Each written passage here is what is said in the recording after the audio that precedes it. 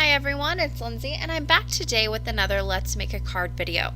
I'm going to be using the brand new Craftin Desert Divas stamp set. This is called Treasure Trolls and it is adorable. My daughter loves it, especially with the new Troll movie that came out. This was the perfect opportunity to make a few cards for her. So I went ahead and cut out the large scalloped rectangle die from the Fancy Frames die set, and I just cut that from some white cardstock. I'm also going to be using the brand new Inside Scallop Circles die set. This is brand new this month as well, and I'm just going to cut a circle right from the top portion of that scalloped circle, or from that scalloped rectangle, excuse me. Now you will notice on those circle dies, not only does it cut your scalloped circle, your little inside frame out, but it also leaves stitching around the circle that it cuts. So I'm going to be using that to sort of frame out my stamp. Now on my scalloped rectangle here, I wanted to create some background paper, and in the Treasure Trolls stamp set, there are all these great little jewels. So I'm going to use that to create my own background paper today.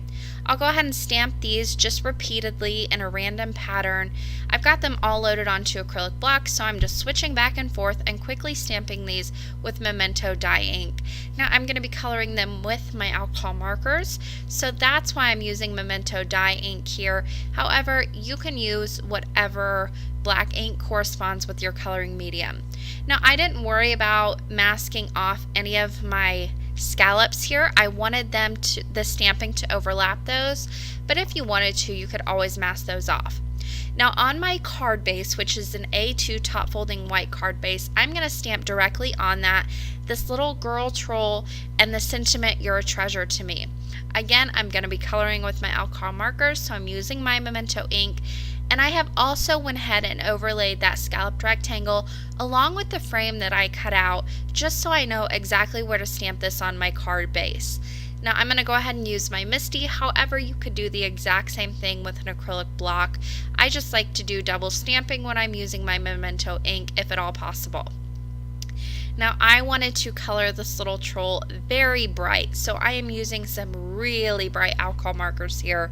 This is almost like a fluorescent pink, and then I'll also be using, it's called Periwinkle, but it's a pretty bright fluorescent blue as well. I wanted these to really stand out.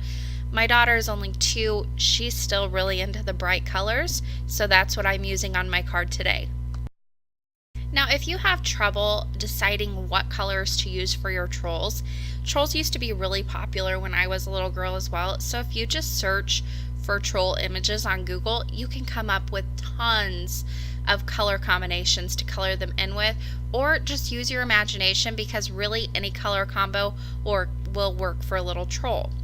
So underneath the troll, I wanted to add a little ground, so I used some grays, and then I just chose my 6 rainbow colors here, and I am just going to go ahead and color these little jewels in with just one color here. I'm going in a little bit of a rainbow order just so it appears random on my background here. I didn't want it to look too symmetrical, so I'm just coloring these in very quickly with one color and working my way around so I don't put too many of the same colors right next to each other. If you wanted to speed up this process a little bit, you could always color in all of your yellow jewels, all of your green jewels, and not switch markers as often as I am. However, I wanted mine to be really random and I didn't want to take the time to think about it, so I just kept switching markers to make it easier on myself. Now I wanted my little frame, my inside scallop circle die here, to really pop out against this background, and the white just wasn't doing it for me. Now I could have just colored that in with a brown or with a black alcohol marker, but I want it to be nice and solid, so I just went ahead and cut another one from some black cardstock. Now I wanted to go ahead and put this down before I put down my scalloped rectangle, so I just put that down as a placeholder. I used some glossy accents on the back of this circle die, and I'm just placing that right inside that die cut so it fits perfectly. Now on the back of that background paper that I made, I just put some fun foam, adhered it down with double-sided adhesive, and then I'm just going to peel the backing paper off of that and pop this up and make sure I line that right over that circle die that I've already placed down. Last month I did a bit of inlay and doing it the opposite way of first putting down my top layer that's popped up and then trying to insert the lower layer just really didn't work out for me as well. So I flipped it around this time, and this time it worked wonderful. I mean, it was lined up on my card base and everything, so I couldn't have been happier of switching it around. Once I have that nice and adhered, I'm going to go ahead and give you a nice close-up look of this just to get a feel of the difference in dimension from that scalloped rectangle and the circle die that I placed down, and it just gives a nice effect to your card instead of having it all on one layer. Now, to finish this card off, I wanted to add a few little sequins to add some bling, and if I would have been thinking, I also would have added Wink of Stella to all those little gems that I colored in.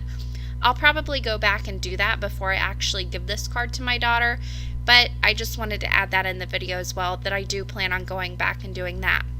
But I use glossy accents and my quick sticks tool just to adhere some cotton candy sequins. These are also from Craftin Desert Divas, right onto my card.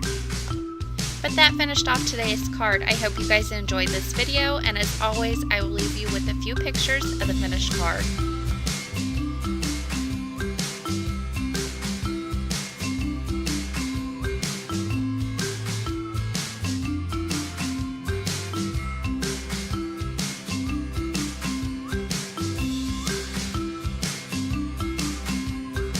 For more information and the supply list, you can head to my blog. I will leave that link in the description box below. Thank you guys so much for watching today, and happy crafting!